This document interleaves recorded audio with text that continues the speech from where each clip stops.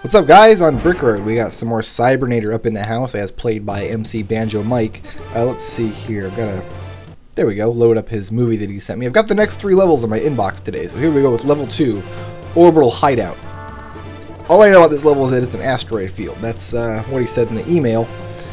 And he also said that we're going to see a little more variety in weapon use this time around, which is good, because that machine gun just, I don't know, kind of got old after that whole level of using it. So we're going to disrupt the bad guys' mining facilities, because that's what the good guys do.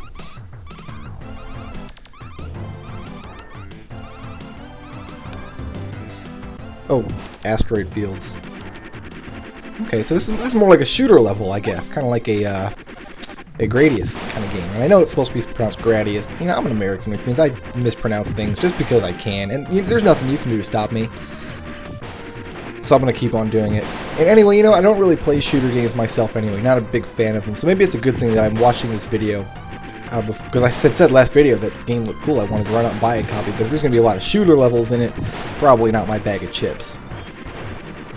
And here we are, still with the Vulcan machine gun.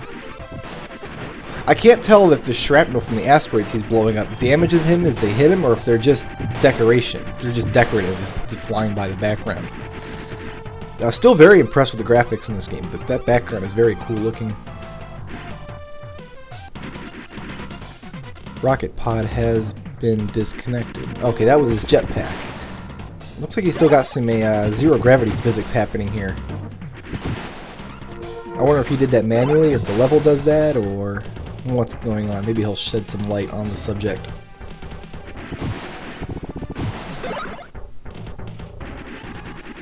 Not a whole lot to comment on. He's just bouncing machine gun bullets around here.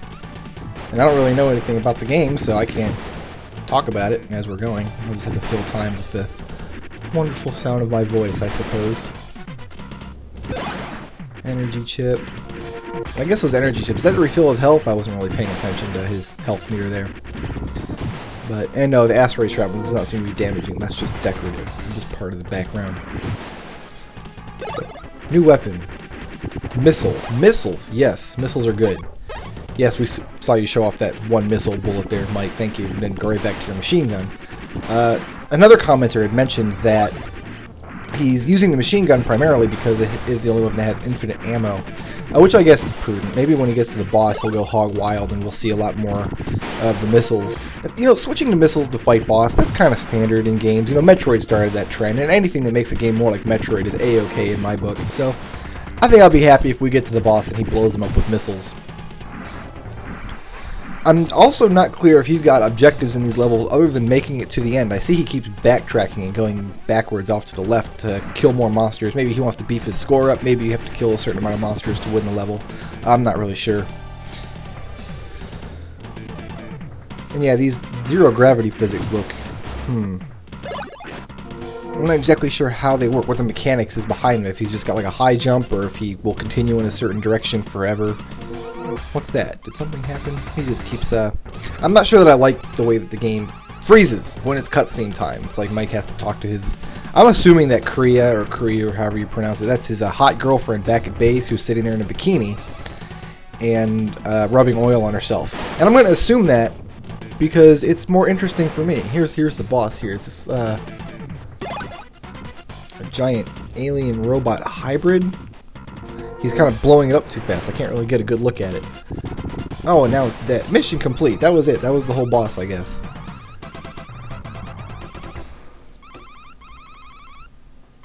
Mobile artillery. So that was a big gun, I guess. We're only about 5 minutes in, maybe less. So, attack on Ark Nova. Here's level 3. We'll see if we can get through level 3 in this video, and then that'll be pretty good. So now I got an enemy fortress. So the orange line on this map is, I'm guessing, showing his general path as he goes through the level. So at the end of this level, he's going to have to go up against the Death Star, it looks like. Yeah, the Death Star. Only it's not the Death Star, it's the Ark Nova, I guess.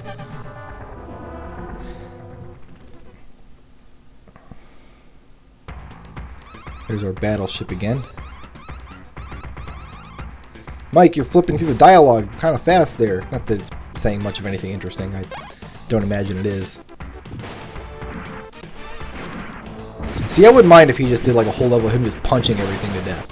Whoa! Giant pixelated explosion again. That's kind of goes against what I've been talking about. The graphics being kind of impressive. That was not impressive in the least. That's actually kind of hokey.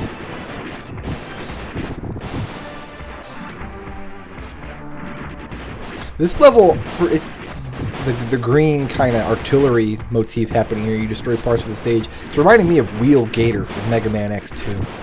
I haven't played that game in a while. I should go ahead and pick that up sometime. Probably this weekend I'll play some Mega Man X2.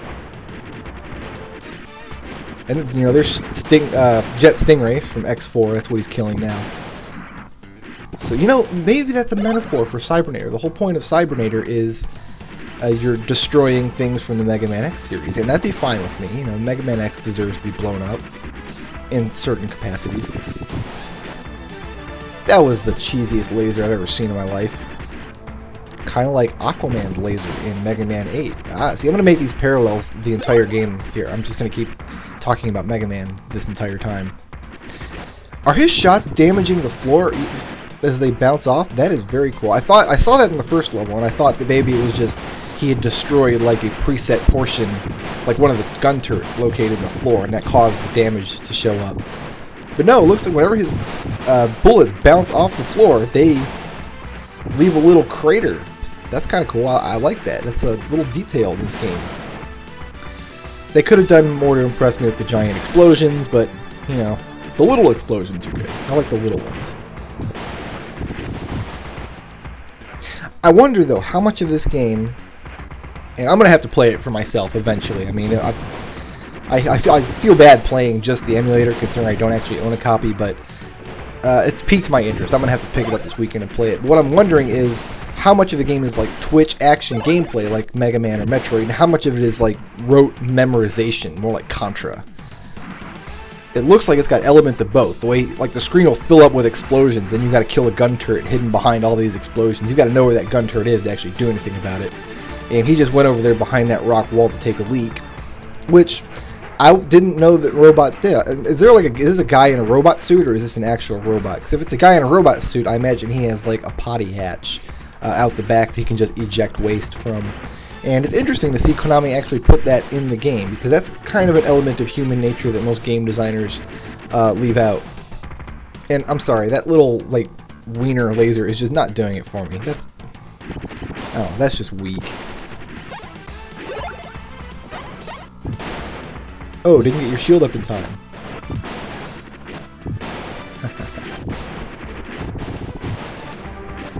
I don't know, it does, I keep bashing this Vulcan weapon, but it does look like it's very utilitarian. It looks like it's very useful in many situations. So is this like the outer space equivalent of like an oil refinery? Or what's in all those big tanks he keeps blowing up, I wonder?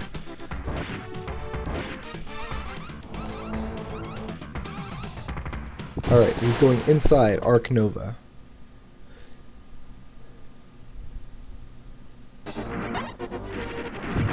And now he's inside. Alright.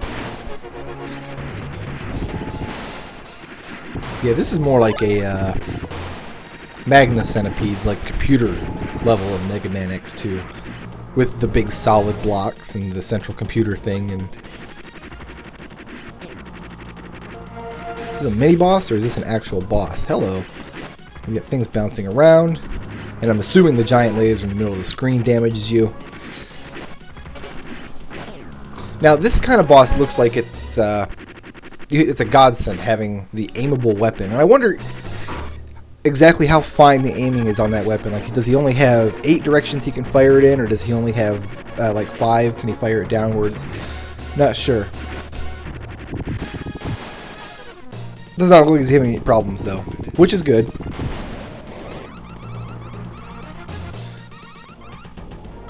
Where is the command center? What are those little tiny army men?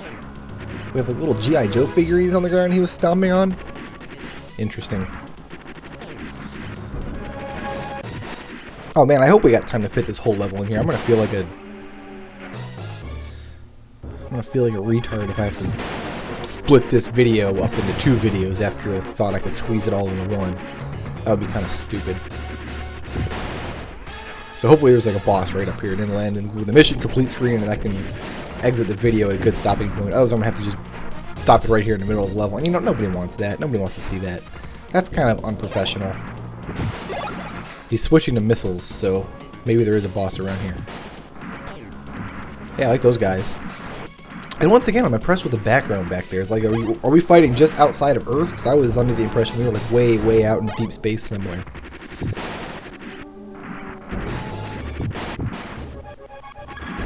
Well, yeah, I'm coming up on my time limit. I have no idea how close this next boss is, so going to just end it right there for now. And we'll pick it back up here in episode 3 of Cybernator, as played by MCBanjoMike, as narrated by Brick Road. See you guys here.